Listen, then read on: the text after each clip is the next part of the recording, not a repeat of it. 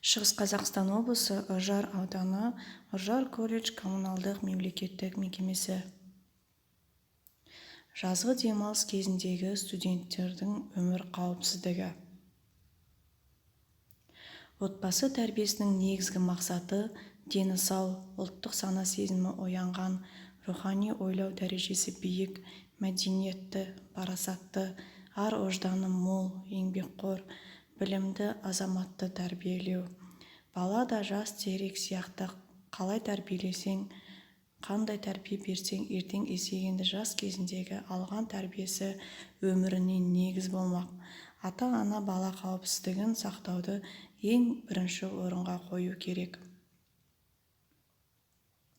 Күн сайын еліміздің қалаларында, ауылдарында автокөліктер саны өскен сайын жол апаттары да арта түсуде. Жол-көлік оқиғалары жөніндегі деректерге зер салсақ, қалалық жерлерде жаяу жүргіншілердің кінәсінен болатын оқыс оқиғалар саны едәуір көп. Сонымен қатар жазғы демалыс кезінде студенттердің өмір қауіпсіздігін тілсіз жау, өрттен, суға түсу, тағы басқа жағдайларына мұқият болу керек. Суда жағадан алыс және тереңде жүзу. Егер сіз жақсы жүзу білсеңіз ғана жағадан алыс жүзуге болады.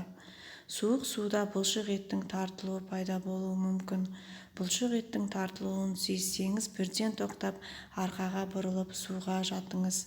Егер тартылу санының алдыңғы жақ бұлшық етті тартылып кетсе, аяқты және аяқтың саусақтарын түзеңіз. Егер тартылулар өте қатты болса және аяқтарыңыз түзелмесе, онда оны қолдың көмегімен істеп көріңіз. Бұлшық еттерді уқалаңыз. Содан кейін тағы да аяғыңызды тартып көріңіз. Егер тартылулар тоқтаса, онда кішкене демалып, басқа стильмен жағаға жүзіңіз. Суда көп уақыт өткізу сізді шаршатуы мүмкін.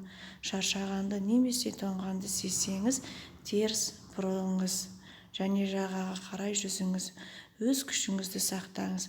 Мезгіл сайын арқаға жатып демалыңыз. Қатты тоңып қалмау үшін демалуды тым созбаңыз. Отты жер, қуатты жер. Егер өрт қатты жанып тұрса, онда сіздің негізгі мақсатыңыз тез үйден кету. 101-ге хабарласып, өрт сөндірушілерді шақырту. Егер өрт қатты жанып тұрмаса да, бірақ үйдің ішкі қатты түтін болса, үйден тез кету керек. Түтін өрттен де қауіпті болады. Ата-ана баласына мектепке, көшеге, дүкенге барарда үнемі мынаны ескертіп отыру керек.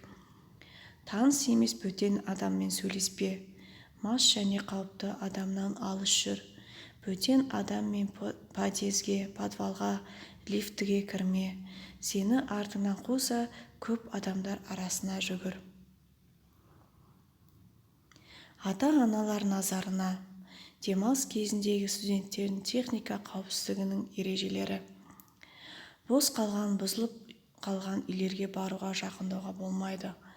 Далада, үйде, қоғамдық жерлерде тәртіп бұзбай, өздерін дұрыс ұстаулары керек.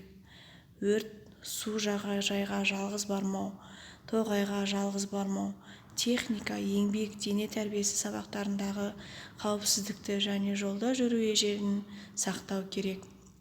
Кешкі сағат 22:00-ден кейін көшеден шығуға болмайды.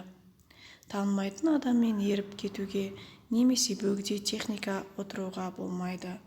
Басқа да жаққа қыдырып кеткен жағдайда колледж әкімшілігіне немесе кураторларға хабарлау керек.